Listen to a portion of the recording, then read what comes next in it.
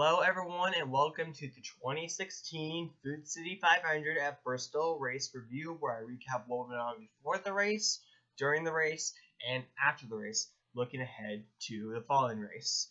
And so, my overall thoughts on this race, I'm going to give it really good, or maybe shall I say, great. I don't actually know if this was truly the best race of the season, but I think I'm going to put it maybe like top 3 or 4 so far, and this is race number 8. I think what I liked about it most was there was definitely a lot of action, and there was some good racing up front, especially at the beginning where we often had 3-4 cars under the blanket. Like, for example, like in that opening green flag run, restarts were often intense, and there were many moments that kind of had me or maybe think about getting on like the edge of my seat. But I think also, and I'll get to this later, it was a good day for some underdogs, and when you can have underdogs or drivers they don't normally expect to be towards the front, get run up front and get finishes, I think it also adds to the race. It was also cool to see a bunch of drivers have very up and down days. For example, Chase Elliott started mid-pack, got to the front, then had vibration somewhere between like up 100 and up 200, fell a lap or two down, then got back on the lead lap, and then was running up front towards the end of the race and put himself in a pretty good position to get a top 5 or heck even win the thing. And he wasn't the only driver. We had drivers that had up and down days that unfortunately ended on a sour note, like Kyle Busch and Matt Kenseth.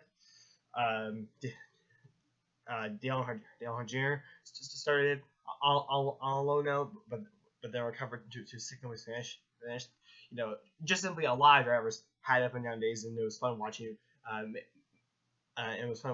These drivers' journeys.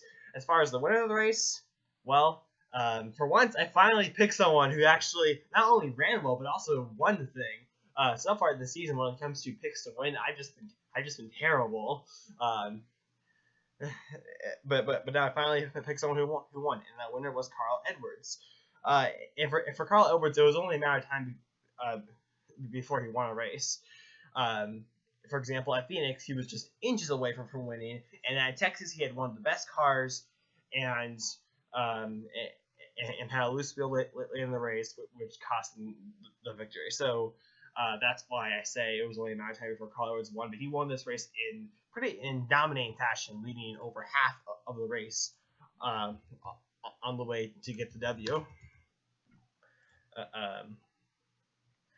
And so, and another thing that's also worth pointing out is how last year at this point, Carl Edwards only had one top 10 finish, which was a 10th place at Texas. He was mostly struggling. He was like 1,500 points. But now this season, he's much better. In fact, in this one race, he led more laps than what he did all of last year combined. So I think that speaks volumes for how well of a race not only did Carl Edwards have, but how well of a season he's had as well. He's second place in points, 1 point behind Kevin Harvick. So truly, I think we are seeing someone who can definitely, who I think can definitely be or will be a championship contender when it comes down to the chase. And once Carl Edwards got the lead, he was pretty untouchable. I mean, he led early on, but then lost the lead to Matt Kenseth. Matt Kenseth then led a lot of laps. I think he led 142 laps. Once Carl Edwards got the lead back, thanks to Kenseth cutting a tire, he was pretty much untouchable. I mean, he did get past one time, but I Kurt Busch on a restart. But then Edwards got the lead back about 40 laps later. But then from there on, it was smooth sailing ahead for Carl Edwards. And that's kind of all the. Well, actually, I guess other things that I can point out here. It was also nice to have good weather for a spring race for once. I mean, the last 2 races have had a lot of rain and delayed the race into the nighttime. So it was nice to have good weather, warm weather, sunny, for once. And I mentioned that it was a good race. I think it was a good race for for this current version of Bristol. You know, like I said, a lot of action and good racing, especially at the beginning. I still wish it was the old Bristol, but those days. But I think it's going to be quite a while before or maybe we'll never see those days again. Anyway, now let's move on to the next segment, the pre-race notes. So here are things you may not have heard of or might have forgot that happened between Texas and Bristol, and two of them have to do with racetracks that NASCAR used to go to. The first one was Nazareth, which hosted Xfinity races from 1988 to 2004, and truck races from 1996 to 2001. Apparently, after a decade plus of zero racing period and just simply rotting away, it's finally going to be sold, and I think it's going to be turned into farmland. If you look up images of this track, it's certainly one of the most unique tracks, and that's kind of a shame. And that's a shame especially when there's somebody bland could out there. I wish a track could have racing period, especially since the track has a lot of history, more so on the open wheel side than NASCAR side. But still, it's just simply a shame of what happened to truly one of the most unique racetracks that I've ever seen. And then a historical track to NASCAR, Rockingham Speedway. It hasn't hosted.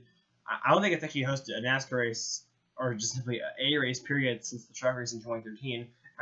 After that, financial problems kept shut down the racetrack, and then the track started overgrowing with weeds, trees, etc. But then late last year or early, no, it wasn't late last year. It was early this year. It turns out that X Cup Series is going to have the races there and other smaller forms of racing.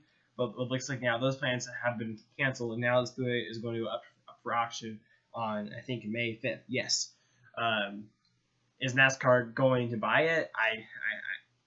I don't exactly think so. I mean, I don't really feel like NASCAR has a whole lot of interest there. Like, I think NASCAR would still have the trucks there if it didn't hit those financial problems, but I just don't see it happening. I would like to see it. I would like to see it be by, and I would love to see at least some form of NASCAR series there, but I don't think it's going to happen, and that's a shame because once again, another unique track with a lot of history just simply kind of just getting beaten to death in a way. And now something about the way. I mean, I'm getting too ahead of the game. Warnings for Brad Keselowski, Dawson Dillon, Trevor Bayne, Kyle Busch, David Ragan, and Kyle Larson. Trevor Bayne and Brad Keselowski lost 15 minutes of practice because they received one too many warnings. I think it's like 4 consecutive warnings is the rule. And then this has to do with Bristol. Colossus TV debuted at Bristol this weekend. I think it's mostly for the football game, but it does replace the scoring pylon or however it's exactly supposed to be said. It's certainly very interesting one. I don't think I've seen something like that ever in a NASCAR race.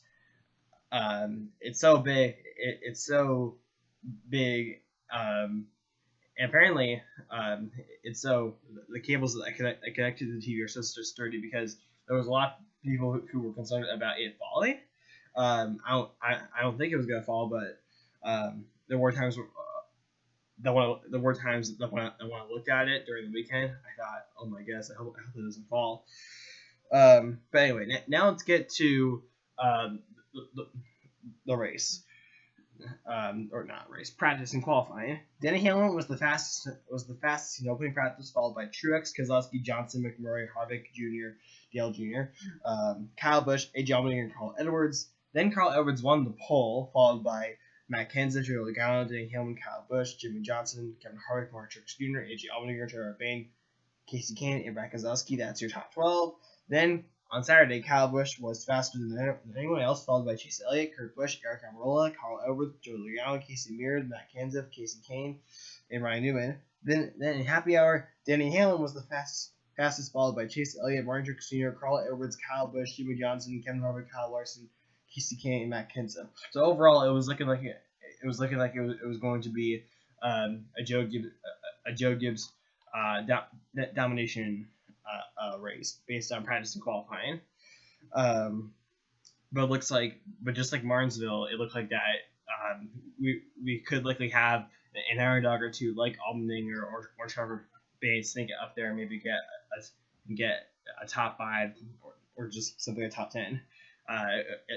It looks based on what I see here in practice and qualifying, that's the kind of race I thought it was going to be. Vibrations were a common word used throughout the whole race, and it affected many drivers.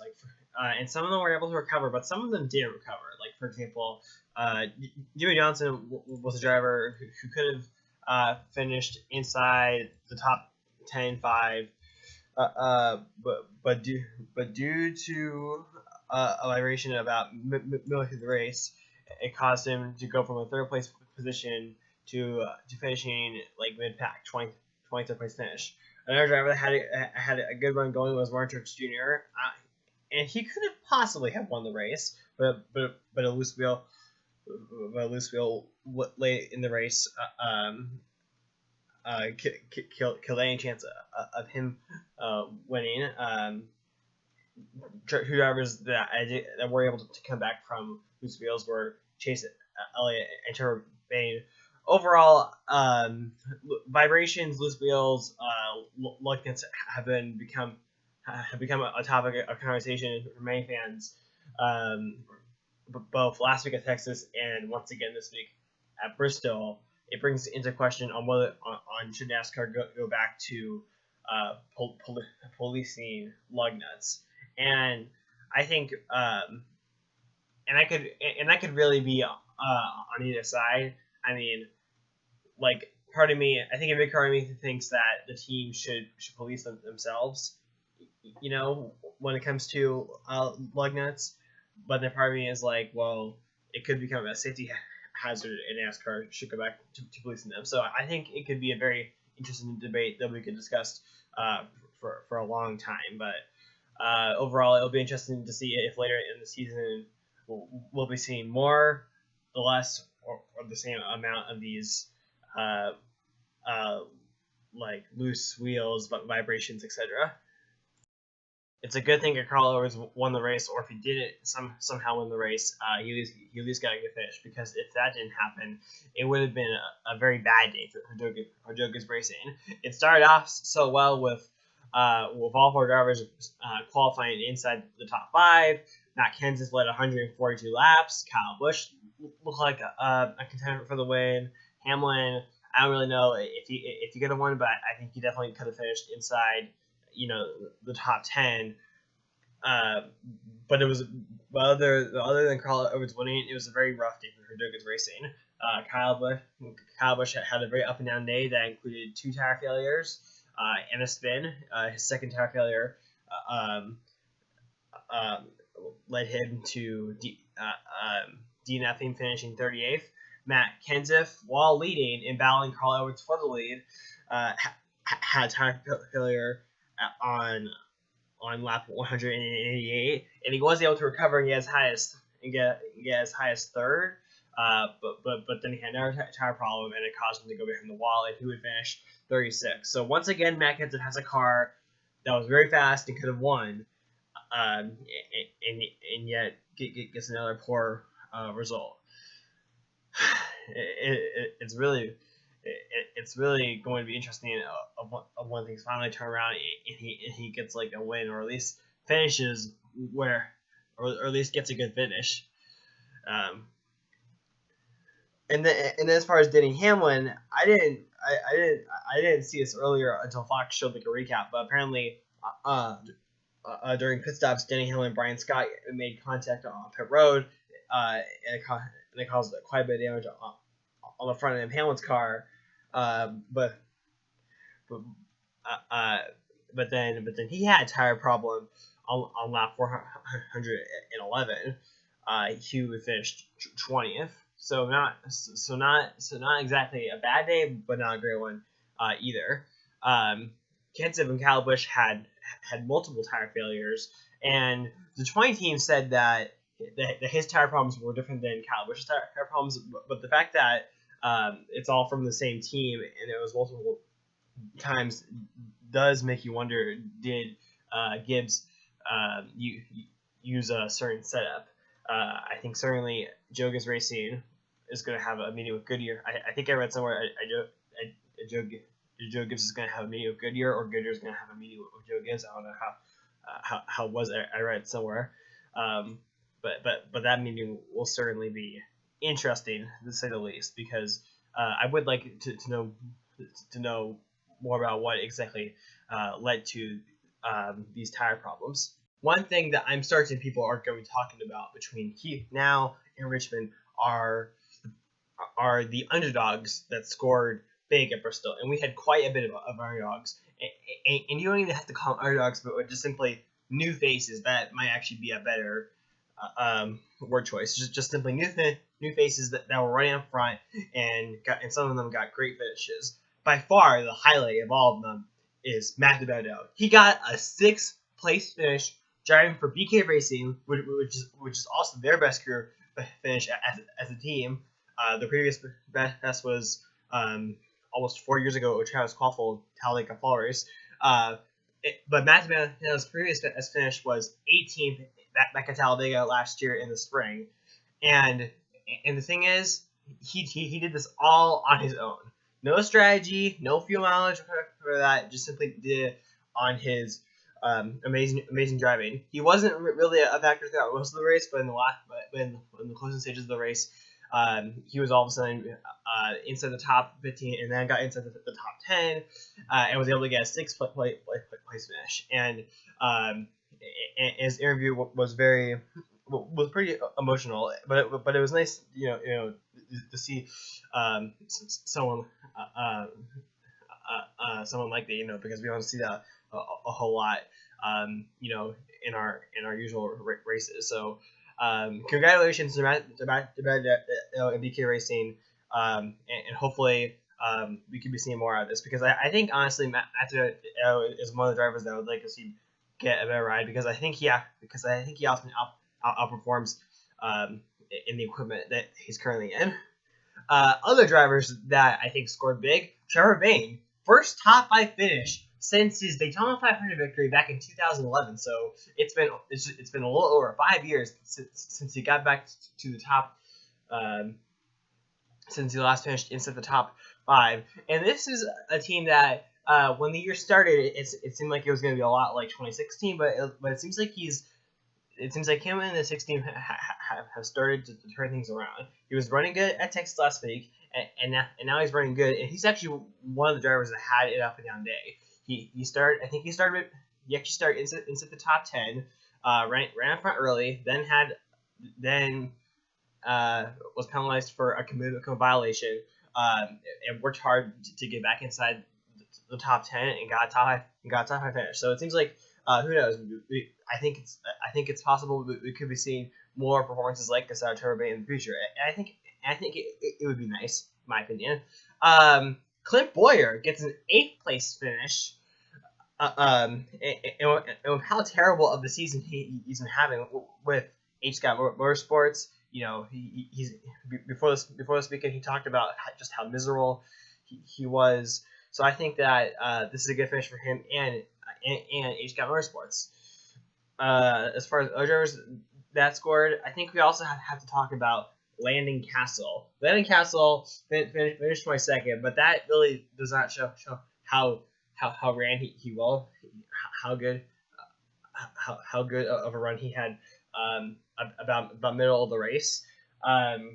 After Kyle Busch hit the wall pretty hard in turns 1 and 2, just past the halfway point, Landon Castle, Ty Dillon, Greg Biffle, and Negative Patrick all stayed out, and thus Landon Castle led a lot of laps under caution. When we got back to the restart, Landon Castle was actually able to hold off Carl Edwards for a few laps, and that was fun to watch.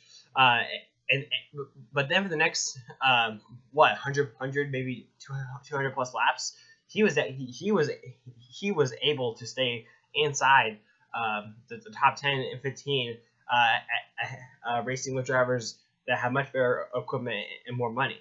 So, and he also led 20 laps, which is the most laps he's ever led in his entire Sprint Cup Series career, or heck, I think NASCAR career period actually. So, so even though the finish doesn't exactly show it, it was a good performance by Castle, possibly a career best performance out of him and the team.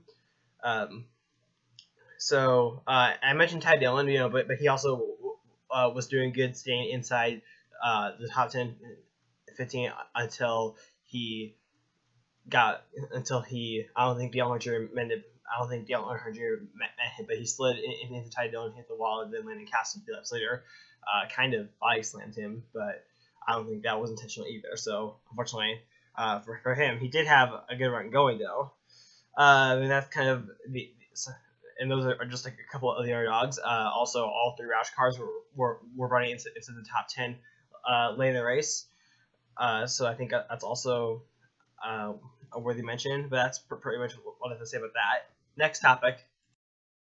Eric Almirola was running about mid-pack when Truex overdrove turns 3 and 4.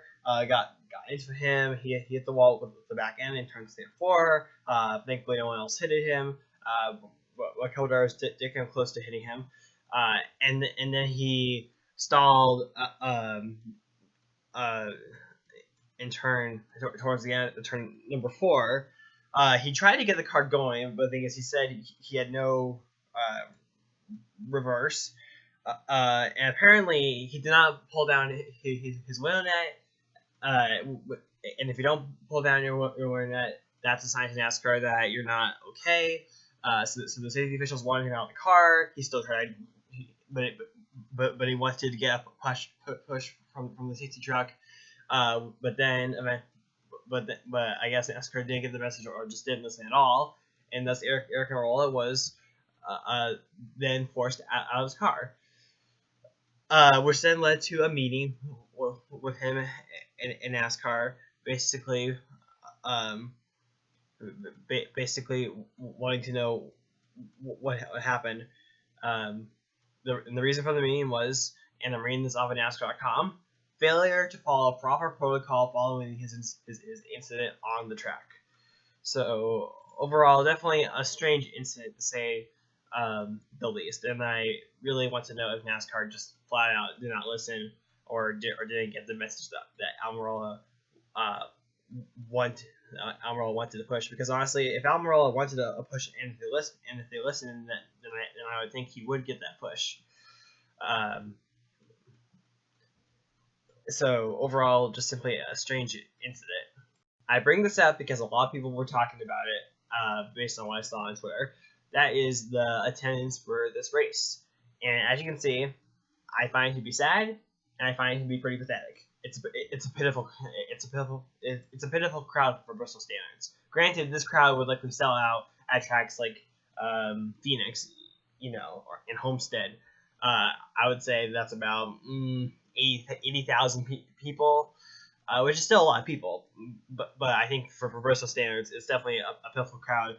This is a place where just a little less than 10 years ago, it was holding. It had 160,000 people strong. It had 55 consecutive sellouts. The only way you could get a ticket was if you steal one. Okay, maybe I'm stretching that last one, but I think you get it.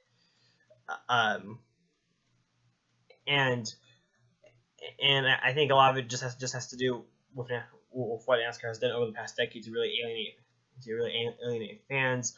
So many fans don't like the progressive banking that Bristol got in 2007, where you don't really have that beating and banging close score type racing.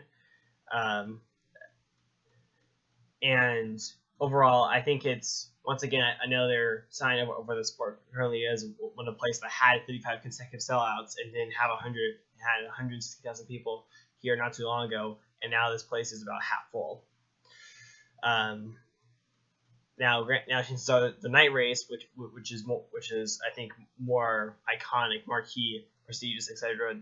The day race, I think it's likely going to have a bigger crowd. And honestly, I think ever since it got progressive banking, the night race has been more special just simply because of it's prestigious event. I think it's prestige. I think it's prestige. I think the prestige of the night race is why the crowds aren't this bad. Why crowds have dropped dramatically in day, but they aren't as bad under the lights. Um, but overall, like I said, still pathetic and sad. So now it's time to wrap things up, and let's look ahead to Richmond. So overall, I'll restate what I said earlier. I enjoyed the race at Bristol. A lot of action, and I'll also reiterate that I'm also glad that I picked a good driver. And to me, I think now that Carl Edwards has a win, I think it's likely that we could see him knock a couple more down in the coming weeks. I think it is possible. And there are still a number of drivers that are still knocking on the door that I think have the speed to win, but yet haven't won, like Dale Earnhardt Jr., Kurt Busch, Matt Kenseth, Joe Logano. These are some drivers that have had fast cars on multiple occasions this week, but yet haven't won. But I think we could be seeing some of these drivers getting their first one of 2016 over the coming weeks. I truly believe it. And this race is once again another reminder on why I wish we had more short tracks, because not only does it lead to better racing, but also I think it allows more opportunities for underdogs like we saw tonight with Matthew Baudot and Schaefer Bain, finishing 6th and 5th. But now I think we're going to be seeing more of that next week, because we head to another short track, Richmond. Richmond is a short track that is actually kind of a blend between both a short track and an intermediate track. You're definitely going to have some short track racing of some medium banging, but we're also going to have some good side by side racing at Richmond. 2 and sometimes 3 wide. The last few Richmond races have been dull, but I think the low dollars package is going to come to the rescue. I think Goodyear is also going to bring a tire that wears more and puts down more grip, so I think that'll be a good thing. So overall, I'm looking forward to this race, and I haven't really felt like that for a Richmond race in a while. As far as who I think is going to win, well, Kurt Busch won the race last year, so you have to think that he's going to be strong. But I think, honestly, the driver that I'm going to go for, and I never thought I would say this early in the season, when before the season started, I thought about drivers that could win, but I think, honestly, a favorite to win might be Chase Elliott, because in his 4 Xfinity races in 2014, 2015, sorry, he finished in top 5 in all 4 of his Richmond Xfinity races, including a win last fall. Last year, in one of his 5 Sprint Cup Series starts, they were at Richmond. He ran around 10th place, and I think inside the top 10 for a good portion of the day.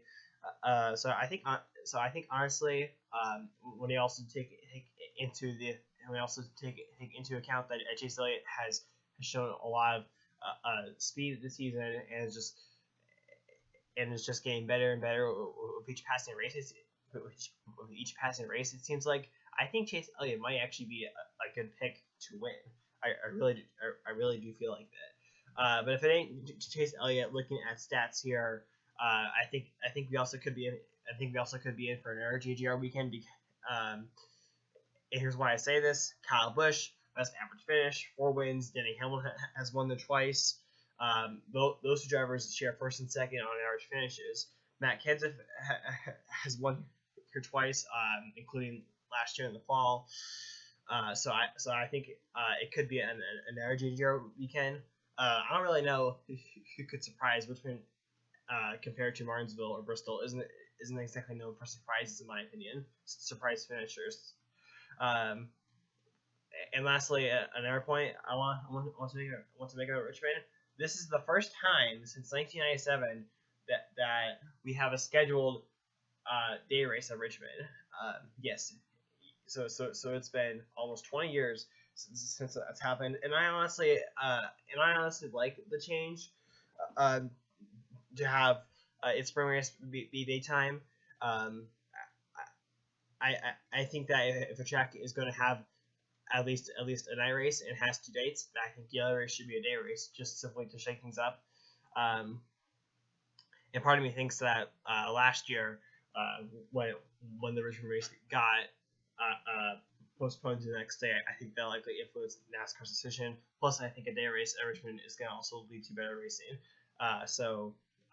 Because warmer temperatures equal less grip, and less grip equals better racing. So I think next Sunday brings. So I think next Sunday we could have um, a thriller at Richmond. It's possible, but anyway. So I would like to thank you all for watching this race review. I hope you enjoyed it. Be sure to rate, comment, subscribe, and bye.